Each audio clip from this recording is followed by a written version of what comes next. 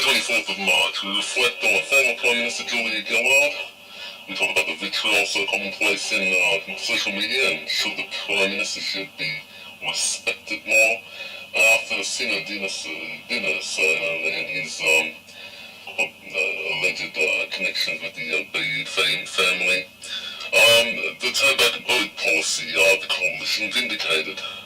There was some noise about football, which basically put me to sleep, and football's wives, and football's acting up, and geez, I don't know what happened there. It seemed like the show took a blackout. And finally, car and vehicle and bicycle incidents, causes of and solutions to.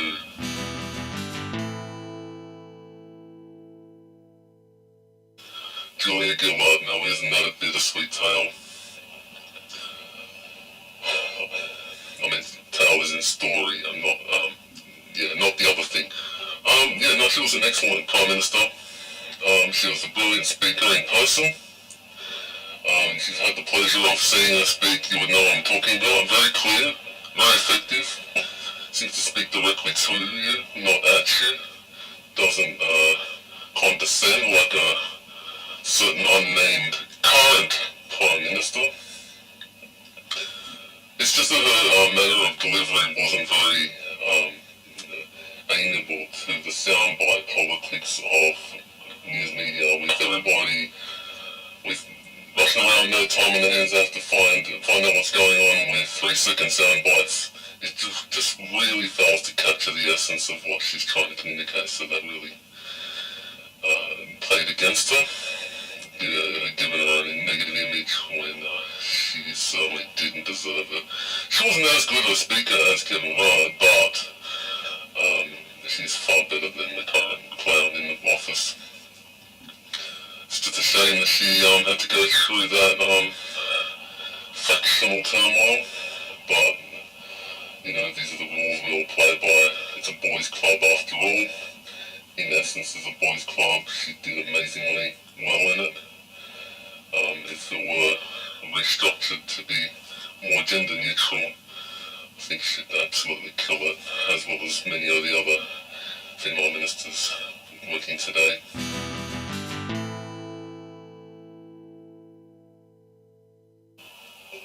As mentioned on Media Watch, there's a big difference between the vitriol being directed at Abbott and the vitriol that was directed at Gillard. You see the protesters at the March on March with their quite offensive signs proudly on display, and you see a lot of social media doing the same towards Abbott. The difference there being, if you missed Media Watch, is that these things aren't being used by politicians to further sling mud at the other side. Whereas when Abbott was in opposition, he was proudly in the front of all those ditch the witch and so on and so forth. Horrendous signage. There's a big difference there. Now, what use is social media if it isn't there for complete freedom in terms of political activity? It's effective in its own right, and you give it the credence that it deserves. It's good that people are becoming more politically active. You can't deny that. But just to say that the Prime Minister should be respected more just because he holds office is a complete crock. I mean, he was voted in his electorate. There should be enough kudos for him to sleep easy with. It's up to him to earn the respect of others. It's up to him to earn the positive attention that he would get if he would actually do his job right. As it stands, these criticisms are well founded and substantial. Every scholar knows that it's a fallacious argument to argue against the arguer and not the argument itself. And so when polls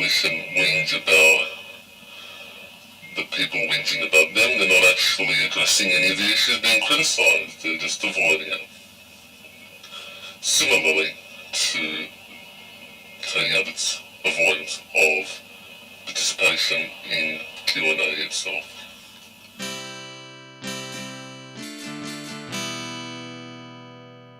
Speaking of mudslinging, that's all this question is about. It's about the Labour supporters slinging mud at the coalition, which, when you tally it up, every piece of mud slung is that a past tense version. Every piece of mud slung towards the coalition has been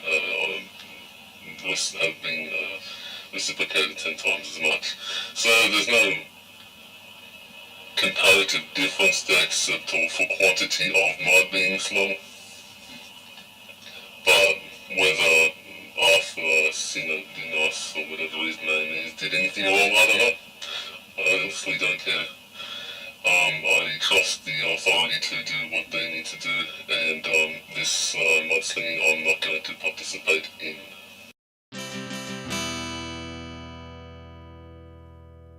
How could you say that the coalition was vindicated on their boat people policy when they black out the media and black out independent investigation in the methods used? I mean, if we don't hear about boats, doesn't mean that they don't exist. It's just tree falling in the forest, no nonsense, or not. How do we know that the hazards that led to the death of one inmate aren't still present and those who committed those atrocities aren't being held accountable? We don't, because they blocked off any method of inquiry. There's no vindication here, it's just burying the bones.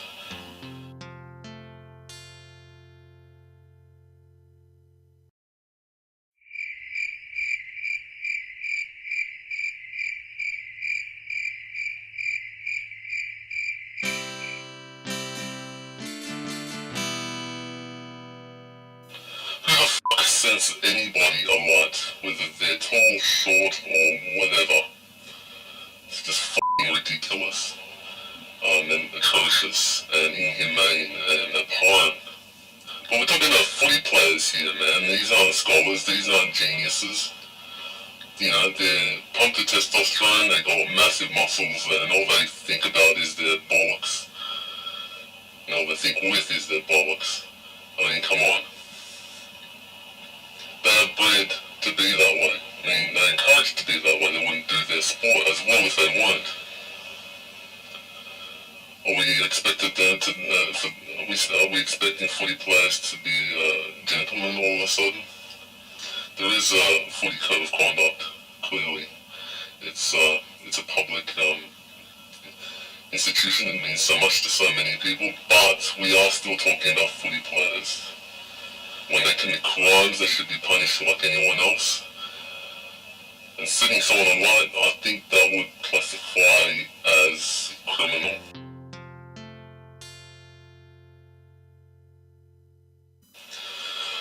Do you know what the spot about this question? It's a very common ploy by the media and the overreactive public. There's a premise here that they take for granted that there is an increase in bicycle accidents. That premise is built entirely on the video of one bicyclist running into a door or riding into a door. Now, having an incident recorded does not denote an increase in accidents. I don't know why people keep missing this. I mean, it's the same thing with bullying and the same thing with child molestation. Anything that causes an emotive reaction, if there is one instance that it can be proven and it's in the public limelight, then it happens everywhere, all day, every day, and it happened to increase overnight. Or, it's bullshit. Really stupid, emotional politics. Rather than reporting an increase, why aren't media questioning whether there is a problem, whether it is getting worse, whether it is getting better? Because in a lot of instances, these things are getting better. I recall a few weeks ago there was an issue with depression because of a certain celebrity who committed suicide. It was in the media, and then suddenly everybody thought it was overnight epidemic.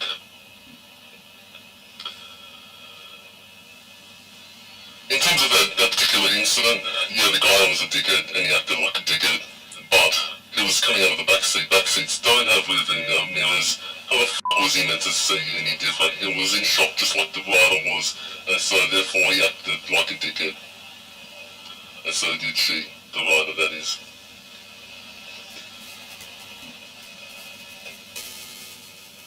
Whether biplanes or licensing works best, I don't know. That's something that needs to be looked into more.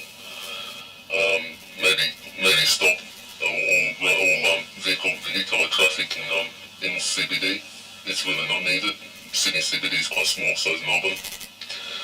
Relatively speaking, we can walk around that thing very easily.